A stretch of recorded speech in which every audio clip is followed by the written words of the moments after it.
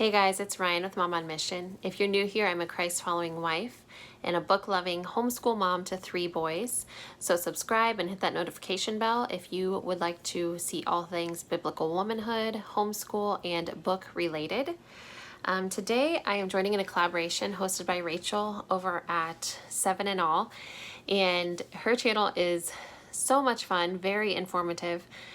She comes from a large homeschool family and currently has 2 little boys that she is taught schooling, preschooling, I guess. And so you'll see not only her take on how to homeschool, but how she was homeschooled and how she's helping to homeschool her siblings. And she's just a fountain of information, and she's really fun to watch. So today is the Unpopular Homeschool Opinions collaboration. And so this is where we are taking kind of opinions that are popular in the homeschool community and saying why we have a different opinion. And this isn't to stir up strife or to rock any boats. I think it's just to kind of show that there are different ways of doing things, and just because something is a popular opinion doesn't mean it's the right thing. Just like my opinions aren't anything but my opinions. That's why they're called opinions. And so this is just kind of a way to maybe look at something a little differently or consider doing something a little differently. And so make sure you check out Rachel's channel and check out the playlist, because there are several other moms who are joining in who have probably even opinions that will conflict with mine, which is totally cool and the whole reason we're doing this. So I have 4 popular homeschool opinions that contrast my opinion that I'm going to share with you. And by the end of this, I hope you don't think that I am some dictator homeschool mom, tyrant, but hopefully you see the reason behind my madness. And you know, and I will admit, when I first started homeschooling, when my husband first convinced me of it, I did feel like I had to go out and prove something. I had to go out and prove to him that I could do it. I had to go out and prove to, which he believed in me more than I did by far. But I feel like I had to prove to my family that I could do it, because none of them really understood why I was making the decisions I was. And so I just wanted my kids to be the best at everything, and I wanted them to, you know, just really show those people. And that was a terrible attitude to have. But I learned along the way that there is some good in trying to make your kids excel as best they can. So hopefully you get that by the end of this and you don't just think I'm psychotic. So the first homeschool opinion that I do not agree with is that no formal schooling should take place before age 5 or 6. Some people would even say that you should not formally school your children until age 8 or 10. And a lot of people say never before age 7. I disagree with that. My kids, and maybe it was just my kids, maybe, I don't know, but all 3 of my kids, even my 2-year-old, have wanted to start school earlier than that. My 2-year-old is constantly saying, I want to do school, I want to draw, I want to write, I want to do puzzles. Like, he's always wanted to do school type stuff. And my oldest, when he was not even 2, he loved getting those like laminated, I would take worksheets like with dotted lines with shapes and whatever, laminate them, and he loved tracing that stuff. He loved anything like that. So if a kid's asking to do school, I'm not going to say, nope, you're not 5, you're not 6, we're not doing school. And also, my kids and all kids absorb so much from the time they are tiny. You know, I didn't have to tell my 2-year-old that football is cool and we really love the Kansas City Chiefs. He was just around it and he knew that. He knew that the Kansas City Chiefs were the best football team in America. Jokes aside, but they are sponges. They really are. And so why not set a feast before them and let them soak up as much as possible of the good and the beautiful and the good foundational things that you want them to build on. Also, just because I formal school my kids before age 5 doesn't mean I boring school them before age 5. I do not make my 2-year-old go sit down and do pages and pages of bookwork, okay? So I hate when they say formal schooling. Well, yeah, my older kids do formal schooling, but they still have lives. They still smile while they're doing school. Not all the time, but it's not some dreaded thing. I don't know. And then I feel like the structure is so beneficial for those younger ages, for that tot to preschool age and kindergarten.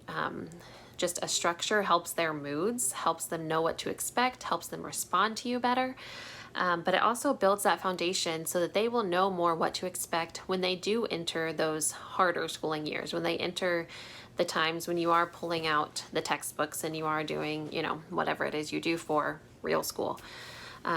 You're laying those foundations so that they are knowing what to expect. And this does not mean my kids don't have lives. Like, my 2-year-old plays a lot of the day, but he does have a school time and he enjoys it and actually is rarely ready to stop, but I simply have to stop him because his brothers need me.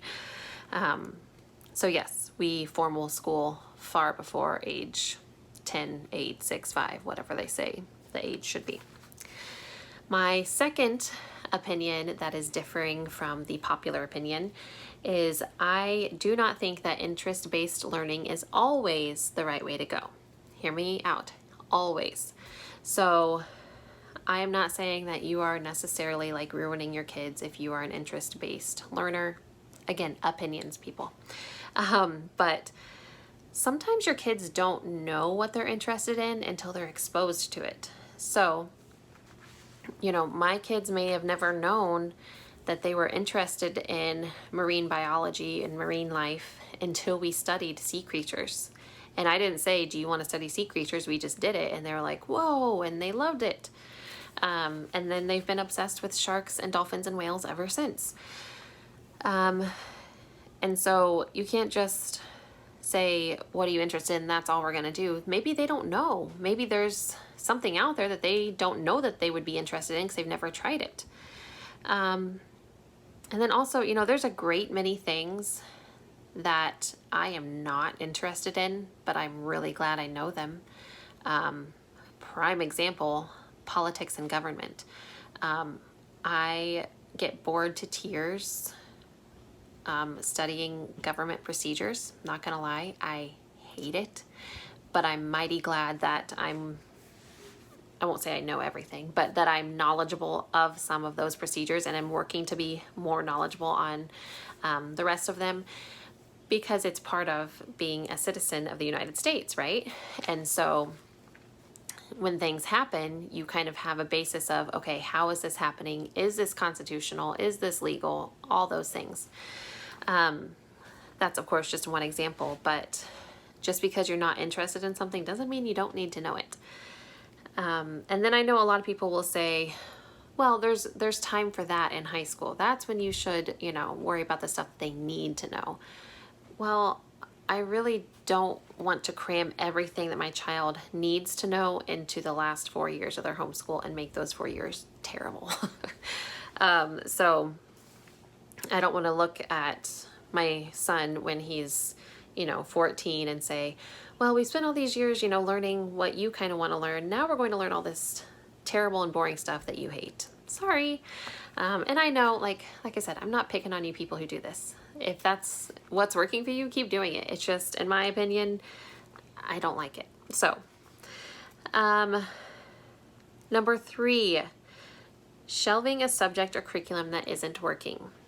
Most people will say, oh, if it's not working, just shelve it. Come back to it later. In my opinion, that doesn't work, at least in my experience. If we've shelved something, the chances of us coming back to it later are slim to none. And maybe, that's what needs to happen. Maybe I just picked something terrible to do and we shouldn't do it. However, I feel like what's most often the case is that, if you've taken your time and thought out a curriculum or a book or a subject and you really want to do it and then it just isn't working, so you just chuck it, I feel like your reasoning behind it isn't, oh, we'll come back to it. I feel like it's hard and you don't want to do it. So maybe your expectations weren't quite met. And so I find a lot of value in teaching myself and teaching my children in doing the hard things. And I've talked about this 100 times, and you'll probably hear it more on this channel. But we have to learn. I'm even still working on how to do hard things, how to adapt, how to be flexible, how to persevere when things get tough. We have such a natural response to push away the things that aren't comfortable, to push away the things that are hard. And that's not the gospel. The gospel includes suffering. And I'm not saying that suffering through math is, a gospel matter necessarily, but it might be. Perseverance is a great attribute. And then, I'm a huge proponent of making the curriculum work for you. You don't have to work for the curriculum. If there is something you've bought and you've thought, this is good for our family, I think I really want to do this, and it doesn't meet your expectations, don't just set it on the shelf. You can tweak it. You can say, okay, just like, there's certain parts of my vocabulary curriculum that I'm just like, that is too much writing. I don't want them to do that. So we do it verbally. Not a big deal. And so I'm not a huge proponent of shelving something if it's not working. I love just persevering, tweaking it, changing it, making it work for me. So the last thing that I hear a lot in the homeschool community, which I do not absolutely agree with, is that grading doesn't matter. So I'm not talking about like whether you're in 3rd, 4th, or 5th grade. I'm talking about grading your assignments. And so I know a lot of people, and I was one of these for a while, that said, I'm not going to grade my kids' stuff until they get, junior high, high school, and then it matters because they have to make a transcript and whatever. But one, I think they need to get that practice of seeing that red ink on their paper and seeing that, hey, I didn't get this right. I need to figure out why, and I need to fix it so that I can do better next time. Because I feel like, going to be a rude awakening if they are never shown what they've done wrong and never made to feel like, ooh, I bombed that, or ooh, I messed that up. And then they get to junior high or high school and you start doing that and they're going to be like, whoa, I'm a major failure all of a sudden. And so I do grade a lot of assignments and I put a percentage on there and I let my kids see it, but I don't shame them. I don't, harp on them and make them feel bad. We go through and we say, okay, let's look at what you missed and let's look at why you missed it. So I still let them go through and correct it. And I don't use those grades for anything other than to let my son and myself see, if they're understanding the concepts or not. If they're not, then we know that we have work to do. A lot of times what it is with my oldest especially is he has just rushed through an assignment because he's so concentrated on wanting to get free time or wanting to, play video games or whatever it is he's going to do, that he's just rushing through it and not paying attention to plus, minus, multiply, divide signs. He's not paying attention to, what the word problem's actually saying. He knows the stuff. He's just not slowing down to do it. So for example, in our math, I only make him do evens or odds. However, if he gets less than an 80%, then the next time he has an assignment, he's doing all of them. And he doesn't like to do that. So this is also a good way for them to, they get to see how they're progressing. So when we take fact tests in math or time tests in math, they get to see, ooh, I got this many right last time. I'm going to try to beat my record. And it gives them a sense of accomplishment to see themselves progressing in things. And again, like I said, it also prepares them for the real world. Like, they're going to be told that they're wrong and they're failing sometimes. So why not teach them how to get corrected gracefully in the safety of our own home before they're thrown out there to the hounds one of these days. So these are the 4 things that I have a differing opinion on than a lot of people in the homeschool community. Again, they're just opinions. You may have a different one, and that is perfectly fine. So I thank you so much for watching. Make sure to check out the playlist down below, check out Rachel's channel, subscribe to me if you haven't already, and I will see you next time. Bye.